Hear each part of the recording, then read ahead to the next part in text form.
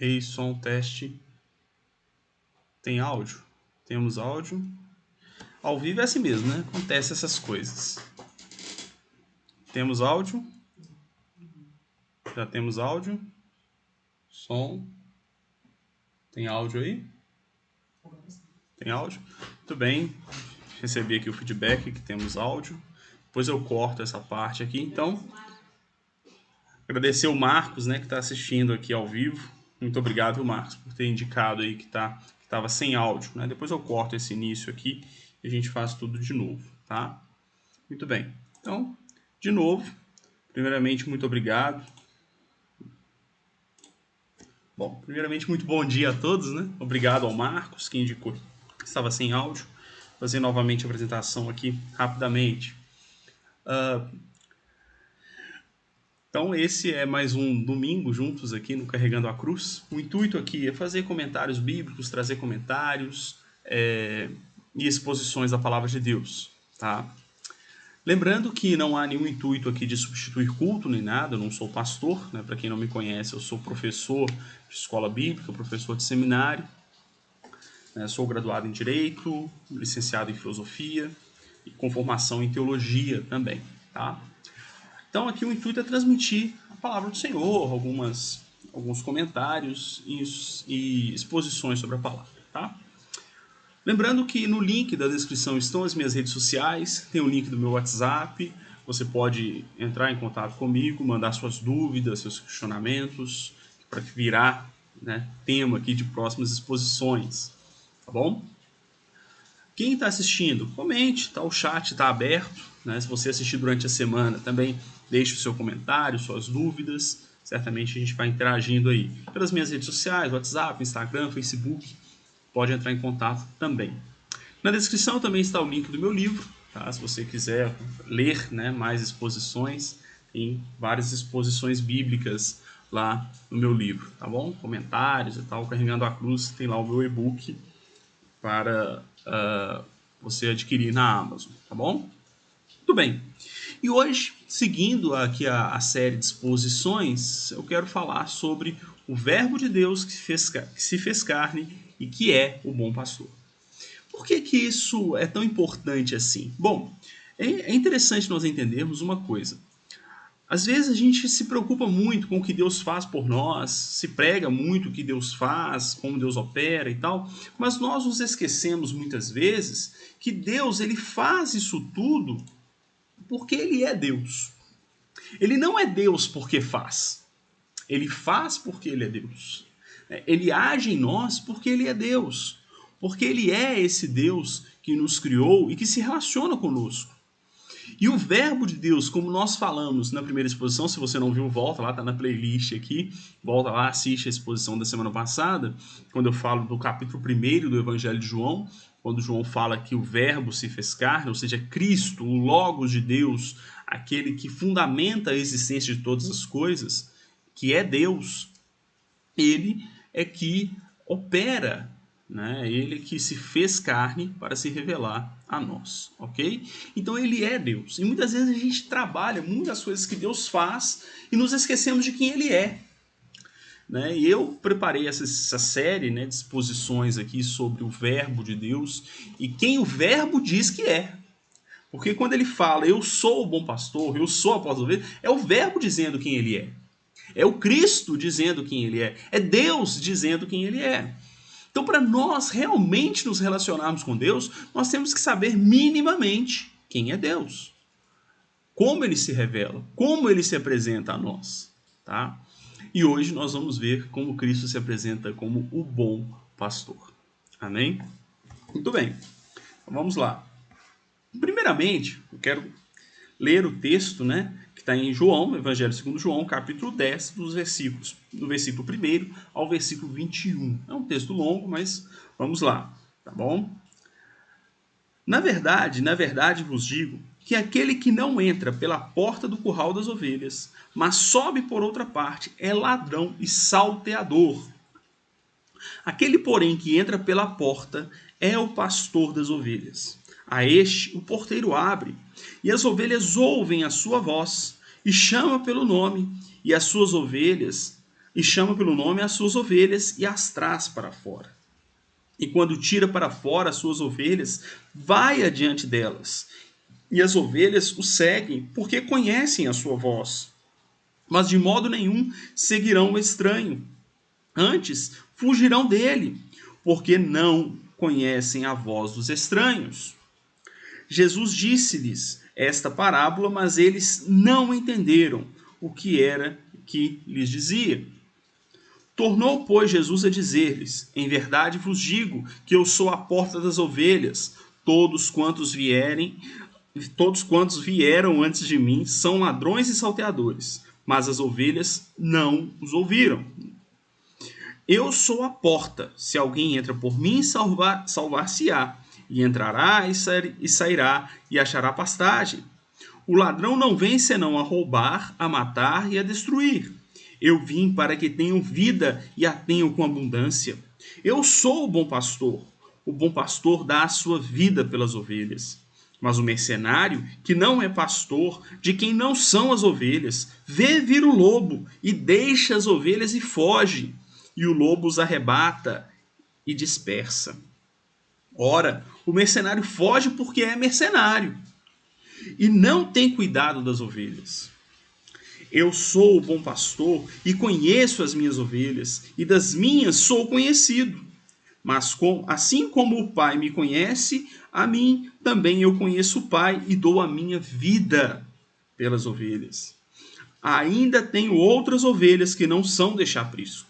Também me convém agregar estas, e elas ouvirão a minha voz, e haverá um rebanho e um pastor.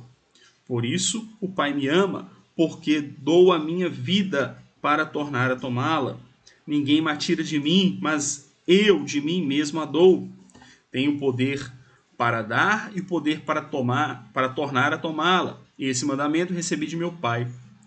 Tornou, pois, a haver divisão entre os judeus por causa dessas palavras. E muitos deles diziam: tem demônio, e está fora de si. Por que o ouvis? Diziam outros: essas palavras não são de demônio. Pode, porventura, um demônio abrir os olhos aos cegos? Muito bem.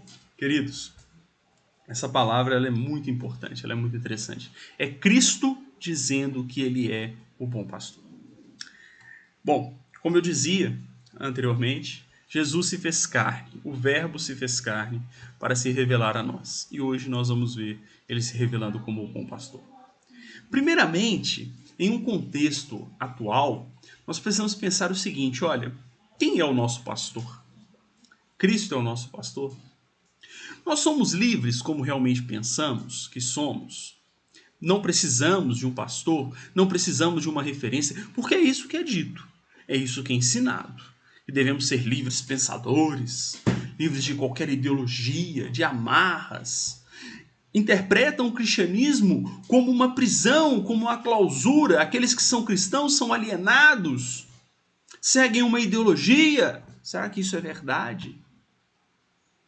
Mas o mais interessante é que eu acompanho, por exemplo, Luiz Felipe Pondé, e ele fala algo muito interessante, Ateus que negam a religião, mas creem numa série de coisas, energias, creem em si mesmos, coisas sem fundamento nenhum, Segundo esse filósofo, o Luiz Felipe Pondé, crer em si mesmo é a mais ridícula das crenças, Porque somos insuficientes, como já dizia Blaise Pascal, um filósofo do século XVII.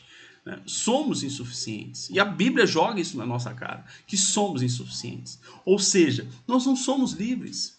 Nós precisamos de uma liderança, nós precisamos de um referencial. Nós precisamos de algo que dê sentido à nossa vida e alguém que nos conduza, porque a nossa mente é extremamente limitada. Então nós não somos essa liberdade toda que pensamos ser. Tem um livro de um psicanalista chamado Theodor Dalrymple, depois eu deixo na descrição porque me veio isso aqui à mente agora, em que ele escreve um título bem curioso: Em Defesa do Preconceito. Claro, não é um preconceito discriminatório que ele está defendendo, óbvio, mas ele está dizendo o seguinte: é o conceito anterior. Nós necessitamos de ideias, de paradigmas, de pontos de partida para que nós possamos viver, para que nós possamos pensar. Se nós não temos pontos de partida, pontos de apoio, nós não conseguimos pensar com clareza. Nós não conseguimos tomar decisões. Não há como fazer isso. E aí Cristo se apresenta como esse pastor, como esse que vai realmente nos conduzir por um caminho verdadeiro, por um caminho de vida. Ele vai dizer lá no capítulo 14, né? Eu sou o caminho, a verdade e a vida. Vai nos conduzir de fato para uma existência que faça sentido. Porque lembrando, ele é o Logos, ele é o Verbo, ele é aquele que criou todas as coisas e que fundamenta a existência. Esse é aquele que deve ser o nosso pastor. E a pergunta é essa: quem é o seu pastor? E interessante que Cristo conta a parábola, conta aqui até o versículo 5, né? No 6 ele já fala que as pessoas não entenderam. Ele fala isso e era algo que eles conheciam. A profissão de pastor, o ofício de pastor, era muito conhecido naqueles dias. Era muito praticado, era muito comum. E Cristo se compara ao pastor, compara a sua obra, compara aquilo que ele faz, os seus objetivos para com a humanidade, como o de um pastor, e as pessoas não entendem. Sabe por quê? Porque a nossa condição de cair, a nossa condição de caídos, de pecadores, cria em nós uma certa rebeldia contra Deus. Nós não queremos Deus. Nós não queremos a ação divina em nós. Nós não queremos nos curvar a Deus. A nossa vaidade fala mais alto. Então nós não queremos nos colocar na posição de ovelhas. Nós não queremos nos colocar na posição de dependência. Porque talvez, aí a gente já parte para uma ilação, né? Talvez aquelas pessoas percebessem assim, poxa, eu vou me humilhar na condição de ovelha? O ponto, querido, é que você não se humilha. Só se humilha quem tem algum status e desce dele. Nós não temos status nenhum diante de Deus. Nós já somos caídos, somos vazios, pecadores. Eu lendo um livro do teólogo Karl Barth, e ele fala que a nossa participação na obra de Deus é simplesmente aceitar a obra de Deus. E é esse reconhecimento da nossa condição que nos falta. E é por isso que Cristo, não só aqui, mas no Salmo 23, Davi, inspirado pelo Espírito Santo, também se coloca como ovelha, que a Bíblia bate na tecla que nós precisamos reconhecer a nossa condição de dependência. A ovelha é um animal extremamente dependente. E talvez por isso essa parábola foi tão difícil de ser aceita. Esse ensino de Cristo. Tão difícil de ser aceito. É tão difícil para nós nos sujeitarmos a Deus. Né? É muito difícil para a nossa razão, para a nossa natureza caída, nos sujeitarmos a Deus. Jesus, ele é o verbo que se revela a nós para nos salvar do pecado. Mas para isso é necessário que reconheçamos a necessidade que temos de salvação. É necessário conversão. Conversão aqui na palavra de Deus é metanoia em grego, né? Metanoia é mudança de mentalidade. A conversão não é mudar de atitude, mas é mudar a forma com que você vê o mundo, com que você vê a si mesmo diante de Deus. E isso que é o principal para que nós tenhamos Cristo como nosso pastor. Só assim receberemos Cristo como nosso pastor e seremos por ele guiados. Apenas reconhecendo que nós somos necessitados, pecadores, e isso é uma dificuldade tremenda. Mas vamos ver então o que a parábola nos ensina. Muito bem. Primeiro, a porta. Cristo vai dizer que ele é a porta, né? Mas naquela época, olha que interessante, naquela época era o seguinte, era comum haver vários pastores, né? Havia o pastor, o dono do rebanho, e havia ali auxiliares, geralmente da mesma família. E um desses pastores era comum que ele dormisse à porta. Havia ali o aprisco, né? O curral, geralmente com pedra, com cerca, geralmente pedras, né? Uma muretazinha. E um desses pastores se fazia de porta. Ou seja, o porteiro, às vezes a gente pensa que o porteiro era aquele que abria, né, a porta. Não, geralmente não tinha nada e ele dormia ali. Às vezes havia, né, uma porteirinha ali, não é regra isso. Mas ele dormia ali naquela porta. Ele se fazia porta para vigiar o rebanho. Ele se fazia de porta. O pastor, ou um dos pastores, né, por que isso acontecia? Primeiro, por causa do tamanho do rebanho, às vezes era muito grande, precisava de muita gente. Outra era o seguinte, o pastor, o pai, por exemplo, pensa lá na época de José, né, ele passava de pai para filho o ofício. E as ovelhas conhecem a voz do pastor. Então o rebanho precisava se acostumar com o pastor mais jovem, para que na falta do mais velho, as ovelhas continuassem conhecendo aquelas pessoas ou aquele que substituiria o pastor, tá? Então por isso era comum que houvesse vários pastores. Por isso é que a relação, né? Quando o porteiro abre a porta, deixa passar, não deixa passar, é por causa disso, né? Aquele que dormia quando vinha o pastor, o dono do rebanho, ele permitia que o dono do rebanho entrasse, as ovelhas reconheciam o dono do rebanho, é por isso, tá? Então, a porta era exatamente isso. O pastor se fazia de porta, tá? E as ovelhas realmente conhecem o seu pastor.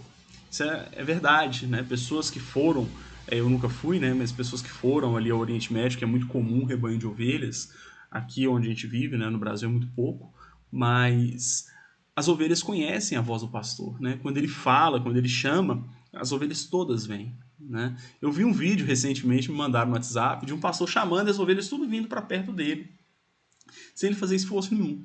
Ele só chamou lá da maneira que ele já tinha acostumado o rebanho a ouvir, e o rebanho veio todo para perto dele. É exatamente assim que funciona. Tá? Só que eles não entendem, exatamente por isso. Pela dificuldade que temos de nos submeter a Cristo. E aí Jesus vai explicar para eles a parábola. Olha só, primeiro ele vai dizer que ele é a porta. Ele é a porta. Bom, Jesus é a porta. Jesus é aquele que guarda a sua igreja. A igreja não depende de legislação, a igreja não depende de governo para ser igreja. A igreja é porque Cristo determinou que é. E a igreja, querido, não é o templo, não é o lugar que você reúne. A igreja somos nós. Cuidado, cuidado. Cuidado aqui, vamos fazer um parêntese. Eu não estou dizendo que você é sozinho a igreja. Não. A igreja é um coletivo. Né? No grego é eclesia. E esse eclesia significa assembleia de fora, ou assembleia chamada para fora, tá?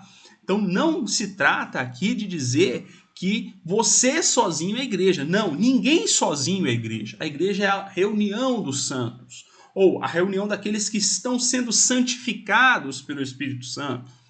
Eu prefiro isso, né? Eu prefiro dizer que estamos em santificação, não que somos santos, né? Ou em santidade. Não, estamos em processo de santificação, tá? Até que Jesus volte. Então, veja bem, a igreja somos nós. São aqueles que foram lavados e remidos. Vou falar um pouco mais disso daqui a pouco. Então, a igreja ela existe porque Cristo determinou. Porque Cristo nos alcançou. Tá? Ela pode ser perseguida, como foi em várias épocas. Tá? Como foi na igreja primitiva. Depois, ali a reforma teve lá seus problemas. E assim por diante. Até hoje, né, os cristãos são perseguidos na África, no Oriente Médio, na parte da Ásia. Eles são perseguidos. Né? São perseguidos. Mas a igreja continua anunciando esse bom pastor, esse Deus Todo-Poderoso. Por quê? Porque a igreja existe porque Cristo foi à cruz do Calvário. E Cristo é a porta. É Cristo quem guarda a igreja. É Jesus quem supre a necessidade da igreja. Não é o Estado. Então, muito cuidado quando o Estado começa a interferir demais nas igrejas, a querer estender a mão demais, a dar muitos favores, muitas benécias. Isso não é bom. Tá? Nós vimos isso na história. Sempre que o Estado começou a se envolver, e quando a gente fala na história, não é apenas a igreja romana, ela é o grande exemplo, né? Mas temos a igreja anglicana, que se envolveu ali com o Estado, né? A igreja anglicana é a igreja da Inglaterra. Embora tenha uma doutrina razoavelmente bíblica, né? Ela hoje ela é chefiada pelo rei, no caso hoje o príncipe Charles, né? Então isso não é bom. E veja lá a confusão, gritar, né? Como que é questionável ali essa condução, esse envolvimento com o Estado. A igreja ortodoxa, enfim. Então o cristianismo no mundo nós vemos pela história que esse envolvimento com o Estado não é bom. Por quê? Porque eles perderam a concepção, perderam de vista que é Cristo que é a porta. Cristo é que guarda, Cristo é que determina, Cristo é que sustenta. É Jesus quem sustenta a igreja. O fundamento da igreja não é Pedro, é Cristo. É a rocha que é Cristo. Pedro era um pedacinho da rocha, era Petros. Né? Mas a rocha, a Petra, em grego, é Cristo. Não é Pedro, nem a sucessão dele, né? Nem seus sucessores. O fundamento é Cristo. 1 Coríntios capítulo 3, versículo 11. Não se pode pôr outro fundamento além do que está posto, qual é Jesus. Ou qual é Cristo, né? Acho que é essa literalidade que está lá. Muito bem. E aí ele vai dizer dos que vieram antes. Esse texto, muitas vezes a gente fica pensando que o mercenário, o ladrão é o adversário, ele quer tirar a bênção. Não. Esse texto aqui não está falando. O lobo, na verdade, aqui provavelmente é figura de um inimigo que destrói, que mata, né? Aí seria, assim, o adversário. Mas o lobo, o mercenário, o ladrão, esses que vieram antes, certamente Cristo está falando dos falsos profetas, dos falsos mestres, daqueles que vieram querendo se parecer o Messias, se dizendo o Messias, mas eram mentirosos. É sobre esses que Cristo está falando quando fala dos ladrões, dos salteadores e dos mercenários. É sobre esses, os que vieram antes, tentando se parecer Cristo, dizendo ser aqueles que iriam salvar Israel e queriam com isso fama, adoração, reconhecimento. É sobre esses que diziam ser ali os grandes salvadores da pátria. Né? No passado, você pega no Antigo Testamento, que como Deus combateu os falsos profetas, né? Jeremias, Isaías, Elias ali com os profetas de Baal, vários falsos profetas que influenciaram o povo e trouxeram grandes problemas. E o Senhor levantou pessoas, combateu isso, e Jesus combate os falsos mestres, né? Ele combate os fariseus, salvo engano, no capítulo 27 ou 26 de Mateus. Né? Cristo vai combater assim, taxativamente, ferrenhamente, esses falsos mestres. Tá? Então, na verdade, Cristo aqui ele está dizendo de os ladrões, salteadores, são os falsos mestres, são os falsos pastores que foram contemporâneos a ele, que vieram antes dele e que existem até os dias de hoje. Tá? Muito bem. E aí ele vai dizer que aqueles que entram pela porta, né, eles acham pastagem e acham salvação. Queridos, entrar pela porta, né, salvação é só por Cristo. Não é a concepção que você tem de Deus que vai te salvar. Perdão. Não é o que você pensa sobre Deus que vai te salvar. Não é o líder religioso que vai te salvar. Não é o livro de autoajuda que vai te salvar. Ah, eu não posso ler? Claro que pode. Não estou dizendo aqui isso não. Quem sou eu também para ficar botando regra, né? Ficar falando aqui o que você deve ou não deve fazer. Eu estou dizendo que nada disso não é a filosofia que vai te salvar, não é a ciência que vai te salvar. Estamos passando aí por esse momento e eu volto a bater nessa tecla.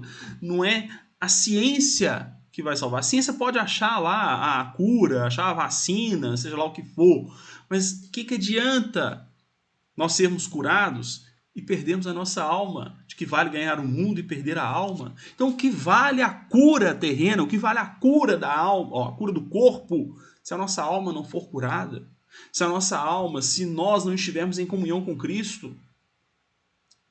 Né? E é por isso que as pessoas vivem de uma maneira enlouquecida. Né? Por quê? Elas não descansam em Cristo. Ela vive de ansiedade em ansiedade, de angústia em angústia, porque ela não se entrega a Deus.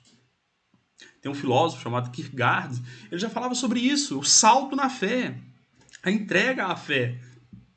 Só isso vai nos acalmar. Né? Kierkegaard ele tem origem cristã, né? Por isso que ele trabalha essa ideia de salto na fé. Se ele realmente teve fé até o final da vida, a gente não sabe. Mas aqui é só para dizer que tem essa reflexão na própria filosofia. Né? Agostinho, um teólogo, né, grande teólogo, tanto para o catolicismo romano quanto para nós, ele dizia o seguinte: olha, meu coração está inquieto até que descanse em ti. Nós precisamos entender que esse Jesus, ele é o bom pastor. Ele é a porta pela qual podemos entrar e encontrar descanso, encontrar salvação. O homem vive ansioso com várias coisas. Hoje vivemos a era da ansiedade. Né? E aí a pessoa busca em Deus a cura, depois busca em Deus a profissão, busca em Deus a promoção no trabalho, aí busca em Deus a casa nova, busca em Deus. E a pessoa é o crente que vive de campanha em campanha, né? É um crente de campanha. Eu falei na última vez que eu preguei na igreja o seguinte: eu não creio na cura. Não creio em cura. Eu creio no Deus que cura. Eu creio no Deus que abre portas. Eu creio no Deus que nos sustenta. Eu creio no Deus que disse: olha, olhai os lírios, eles não tecem, não fiam. Mas Deus os veste da maneira mais bela. Nem Salomão, em toda a sua glória, em toda a sua riqueza, se vestiu tão bem. Mas Deus dá ao lírio. E se Deus cuida tão bem do lírio, não cuidará de nós? Não precisamos ficar ansiosos com essas coisas. Mas só teremos essa tranquilidade se Cristo for o nosso pastor. Se entendermos que o Deus Todo-Poderoso se fez carne e se revelou como bom pastor. Que o desejo dele é pastorear as nossas vidas. E pastorear é cuidar, é zelar, é ser a porta. E é interessante que o texto diz assim: entrará e sairá e achará pastagem. Cuidado, não interprete isso aqui como a pessoa poder ir lá no mundo, voltar, né, converter, desconverter, sei lá se existe esse termo, né? Mas enfim, não é isso, não é isso. Cristo, Deus aqui, né, Jesus, não está dizendo de pessoas dúbias na fé, com uma firmeza questionável, não é isso. Sair e entrar aqui é o dia a dia. A ovelha tinha que ser, via de regra, retirada do aprisco, do curral, para poder se alimentar durante o dia e voltar para ter proteção. É a mesma coisa que eu falava anteriormente. Deus zela por todas as coisas. Nós saímos, nós trabalhamos, né? Salvo raras exceções, você não fica o dia todo em seu devocional, né? Você precisa cuidar do seu trabalho, você precisa cuidar, mas entrará e sairá, vai viver conforme a vontade do Senhor. O texto diz que é o pastor que chama para fora. Queridos, toda a nossa vida precisa estar nas mãos do Senhor. Todos os aspectos das nossas vidas, profissional, sentimental, nossa família, nosso trabalho, tudo, nossos negócios, né, para quem é profissional liberal ou é empresário, ou seja lá o que for, tá? Tudo precisa estar nas mãos do Senhor e tudo fazemos conforme o que a palavra nos ensina, conforme os princípios bíblicos. Entrará e sairá e achará pastagem. E achará o Senhor para cuidar, achará salvação, achará alimento para a alma. E Deus vai suprir toda a nossa necessidade. O Senhor é meu pastor e nada me faltará. Não vai faltar luta, mas também não vai faltar vitória. Não vai faltar dificuldades, mas também não vai faltar a mão provedora do Deus Todo-Poderoso. Porque nele cremos. Porque ele é o nosso pastor. Ele é o bom pastor. Louvado seja o nome do Senhor. Muito bem. E aí, como eu dizia, ladrões e salteadores. Esses são os falsos.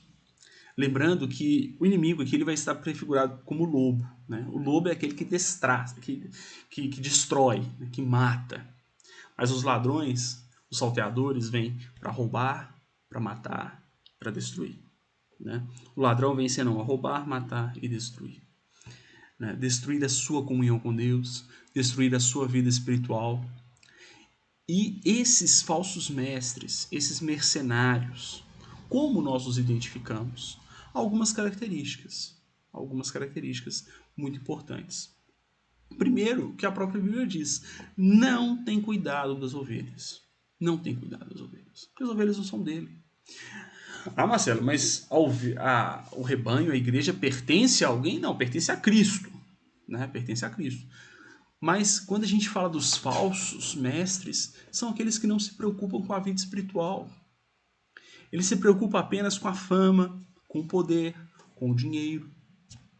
É assim que reconhecemos os falsos mestres, os mercenários. A própria palavra mercenário está atrelada a pessoas que fazem apenas pelo ganho material, né? Fazem alguma coisa apenas pelo ganho material. E aqui eu não estou dizendo que sou contra o ministério profissional, nada disso. Até porque eu acompanho o trabalho e admiro o trabalho de muitos pastores que são profissionais. Eles recebem de suas igrejas, né? Eles têm um salário. Mas nem por isso são mercenários, tá? Não estou dizendo contra isso não, tá bom? Eu estou dizendo apenas aquelas pessoas que não têm a menor preocupação com a igreja, que não se preocupa em cuidar da igreja, não se preocupa em se mirar em Cristo. Tá? Qual o modelo de ministério? O modelo de ministério é Cristo, gente. Você que é pastor, é dirigente de igreja, seja lá o que for, qual que é o modelo de ministério? Cristo! Cristo! Meu modelo de ministério é fulano de tal, é o grande missionário que faz cruzadas, é Billy Graham, não sei o quê. Não! Não, claro, você pode observar as pregações, eu faço isso, e aplicar o método que ele usa, aplicar ali os termos, né, as expressões que ele usa. Isso não tem problema, tá? Não tem problema. Esses referenciais são necessários e é bom, é saudável que nós os tenhamos. Tá? A gente não aprende a pregar do nada. Né? É importante, mas o seu modelo é Cristo. O modelo de vida de nós, ovelhas, é Cristo. É por isso que Paulo fala assim, sede meus imitadores como eu sou de Cristo. Ou seja, sejam meus imitadores naquilo que eu estou imitando a Cristo. Em última análise, seja imitador de Cristo. Vocês vão me imitar naquilo que eu imito a Cristo. Né? Porque o nosso modelo último é o Senhor Jesus. Tá? Outras características deles, né, desses falsos profetas, desses falsos mestres, ladrões, mercenários, é que eles pensam apenas em si mesmos. Né? Só pensam neles. Eles não estão preocupados com o rebanho. Eles não estão preocupados com a igreja. Eles estão preocupados com eles. Né? Se vai ter salário, se não vai, para aqueles que são profissionais. Se a igreja vai pagar as contas, se não vai. Mas é incapaz de procurar, de ligar para o irmão. Irmão, você tem comida aí, você tem trabalho, você está pagando suas contas, você está... Né? Esse cuidado não existe nessas pessoas, tá? Buscam fama e autorrealização, ou seja, eles estão ali no ministério, seja o ministério missionário, seja lá o que for, seja qual for a configuração da atividade ministerial deles, eles não estão ali pela igreja, eles não estão ali pelo anúncio do evangelho, eles estão ali por uma autorrealização, né? E é interessante que essas pessoas, é complicado, claro que assim, há uma satisfação grande em ser professor de escola bíblica, em mim, né? Há uma satisfação grande para pessoas que chegam ao ministério e tal. Claro, não estou dizendo que isso é errado, não. Mas há pessoas que estão ali apenas para isso, só para isso, né? Aí, por algum motivo, ele é retirado de alguma atividade da igreja ou alguma atividade ministerial, troca ele e tal, né? A liderança acima dele troca quando ele não é o pastor-presidente, né? Troca e aí o mundo dele desaba. Né? Tira ele era lá dirigente, não sei das quantas, aí tira ele de lá e o mundo dele desaba. Né? Por quê? Porque o coração dele não está na igreja, o coração dele não está no rebanho. E muito provavelmente ele está ensinando um monte de bobagem para a igreja. Porque se o coração dele não está em anunciar a palavra, em ensinar a palavra, ele não tem esse relacionamento com Cristo para imitar o ministério de Cristo. Né? E às vezes nós estamos seguindo essas pessoas. Muitos estão seguindo falsos profetas. A mensagem é nesse sentido, para alertá-los. Né? Pessoas que estão na internet falando um monte de abobrinha. Né? Eu não vou citar nominalmente, mas ensinando que você pode ser um desigrejado. Ensinando que a palavra não é a inspiração de Deus. Que a Bíblia contém, alguma coisa é, outra coisa não é a palavra de Deus. Irmãos, isso é coisa de mercenário. Ensinando falsa doutrina. O mercenário geralmente é materialista. Os falsos mestres geralmente são materialistas. A mensagem dele é só você vai ficar rico, você vai prosperar, você vai não sei o quê. São militantes políticos, muitas vezes. Estão na internet só para fazer política, só para discutir política. São incapazes de postar nas suas redes sociais um versículo bíblico. São incapazes de postar nas redes sociais um comentário bíblico que vai edificar. Esses são os falsos mestres. Que não estão pregando o verbo vivo, mas estão pregando um Jesus que está aqui para satisfazer seus interesses, né? Nem sempre necessidades, mas seus interesses. E por fim eles deturpam essa doutrina, que é a consequência disso tudo, né? Se você só pensa em você, se você, né? Deturpam essa doutrina e pregam aquilo que as pessoas querem ouvir, né? Ou comichão nos ouvidos, acumulam para si doutores que dizem o que eles querem ouvir, né? Estão aí desta maneira. Né? Bom, mas Cristo vai dizer, olha, eu sou o bom pastor e conheço as minhas ovelhas, e delas sou conhecido. Aqui é muito importante, irmãos. Como eu dizia da igreja que somos nós, o que define a igreja não é a placa na porta. Não é o título denominacional. O que define se você é a igreja de Cristo, se você faz parte da igreja de Cristo ou não, não é se você tem um cartão de membro. Ou se você carrega o inário da sua igreja, ou se você carrega a Bíblia debaixo do braço. Não estou falando contra isso não, tá, gente? É bom carregarmos a Bíblia. Nem sempre eu levo, mas é bom carregarmos, tá? É bom que as pessoas saibam que nós cremos na palavra de Deus, tá? Isso é muito importante. É uma forma de testemunho também, tá? E aí, queridos, o que define a igreja é o relacionamento que nós temos com Cristo. É a ação de Cristo ou do Espírito Santo em nós. É a ação dele. É ouvirmos a sua voz e reconhecermos a sua voz. É não darmos ouvidos a falsos mestres.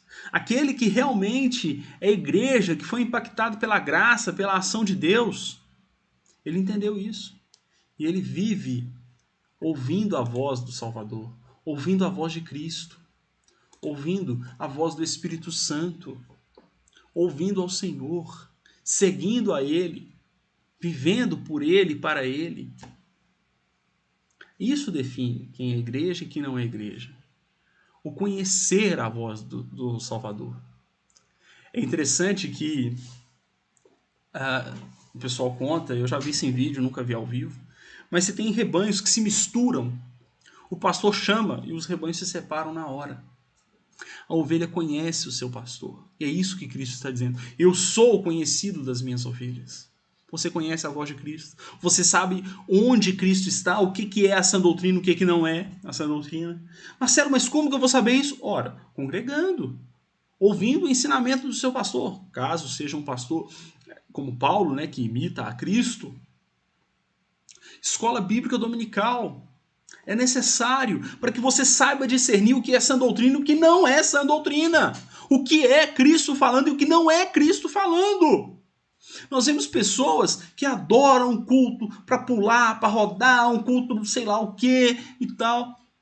Mas desprezam o ensino, desprezam a pregação. Em muitas igrejas, uma pregação de meia hora é muito longa, a pessoa não consegue. Uma exposição bíblica, não quero isso. Ela prefere aquela pregação que lê o texto e começa a receba, não sei o que, não ensina nada. Se a sua igreja, tá, a maior parte das pregações é assim, cuidado.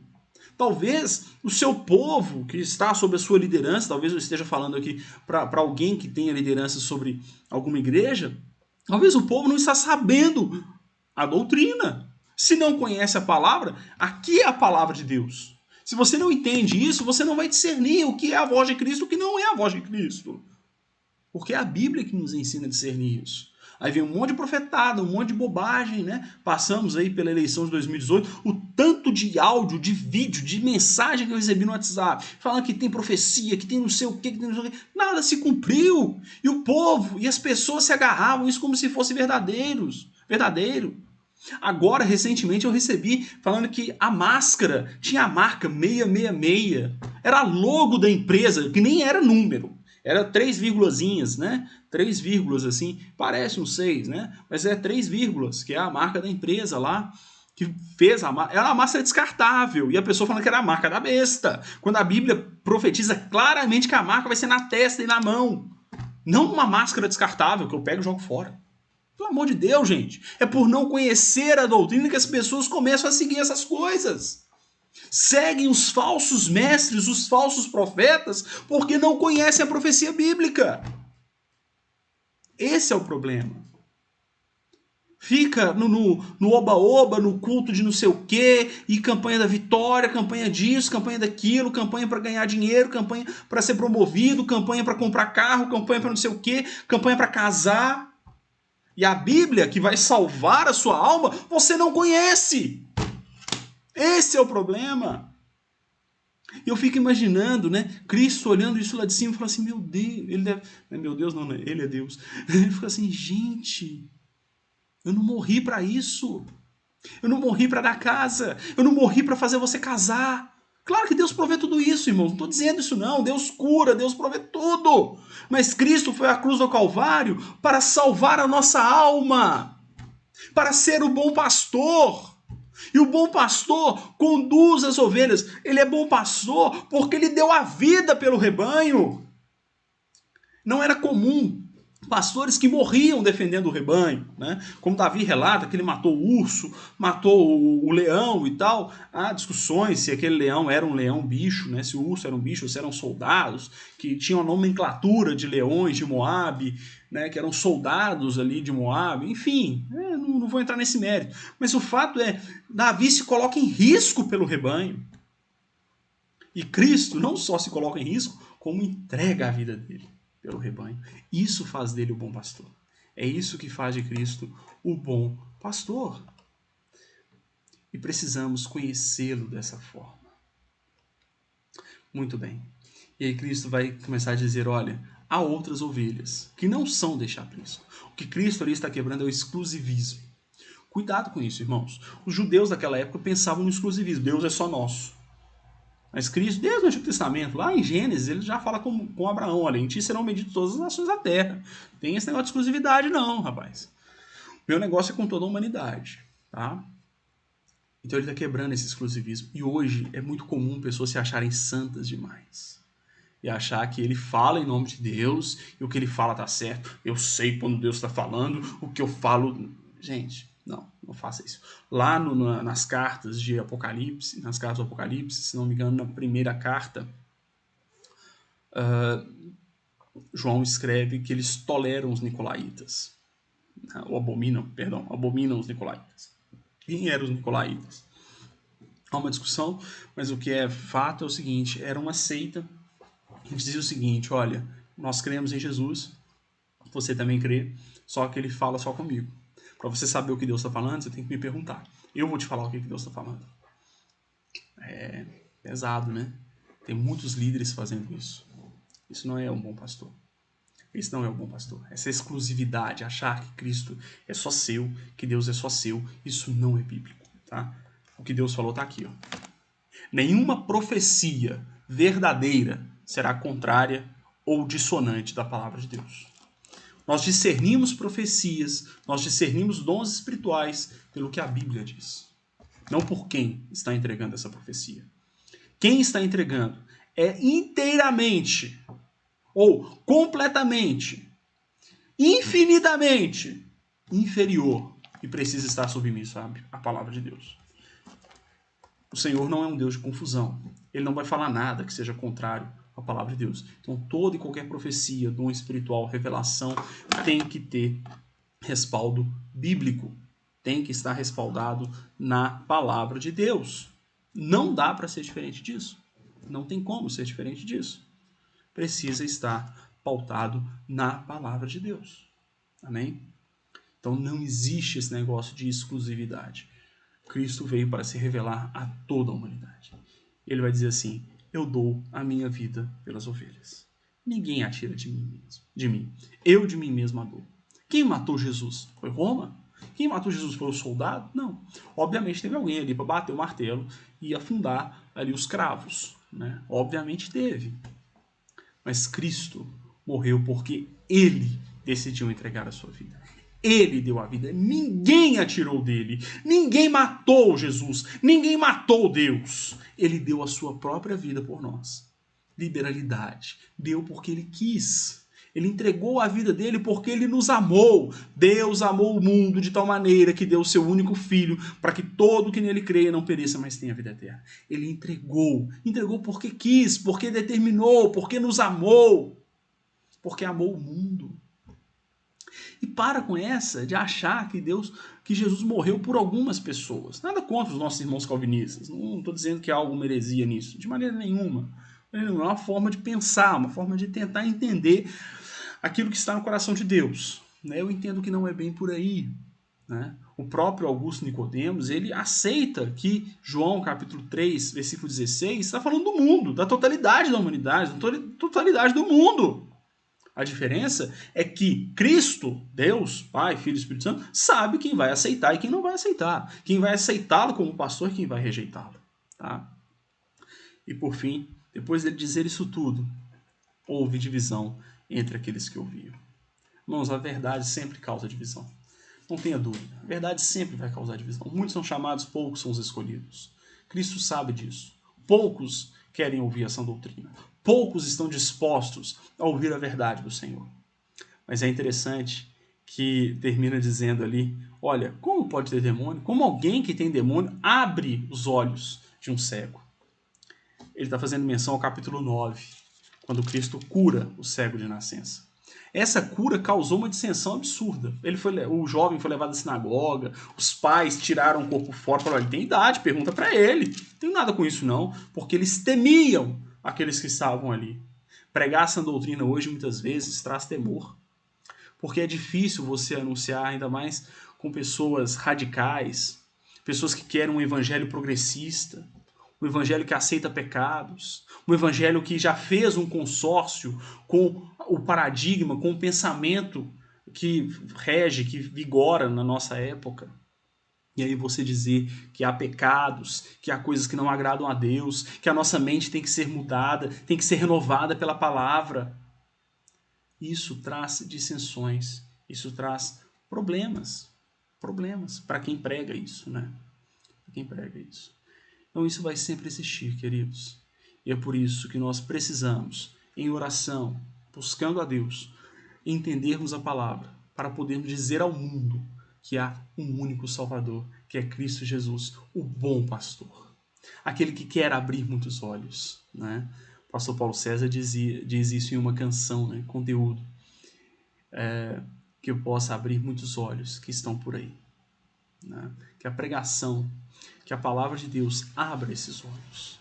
É interessante que Cristo, quando vai curar o rapaz lá, o cego de nascença, ele cospe no chão, faz o lodo ali, um barro, e passa nos olhos dele. Interessante, eu ouvi essa pregação uma vez. O barro é o homem, só que Cristo manda lavar. Nós somos apenas veículo. O que curou não foi o barro, mas foi a saliva. Foi aquilo que saiu da boca de Cristo. O que cura, o que salva, é o que Cristo disse. Nós somos apenas porta-vozes. Somos apenas aqueles que ecoam. Somos apenas um megafone, né, que faz com que essa mensagem chegue às pessoas. Apenas isso. O que cura, o que salva, não é a pregação de homens, mas é a palavra eterna que sai da boca de Cristo, o Verbo, o Deus vivo que se fez carne. Ele salva. Ele é o seu pastor. Então procure lideranças que estejam pregando esse bom pastor, pregando esse Deus todo-poderoso, esse Deus que se fez carne e morreu por você e por mim. Que Deus abençoe, espero que você tenha gostado, espero que tenha sido edificante esta palavra para você, que você seja abençoado pelo que estamos falando aqui. Na semana que vem vamos falar sobre o Verbo que se fez carne e é o Eu Sou que fala conosco, lá no capítulo 4, no diálogo com a mulher samaritana. Tá? Então não perca.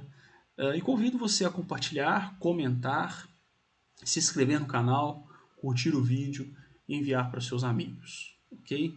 Comente também, deixe sua opinião, suas críticas, suas perguntas, tá? E eu peço desculpas, né? Eu vou cortar o vídeo lá no início para tirar aquela parte que ficou sem áudio, tá bom?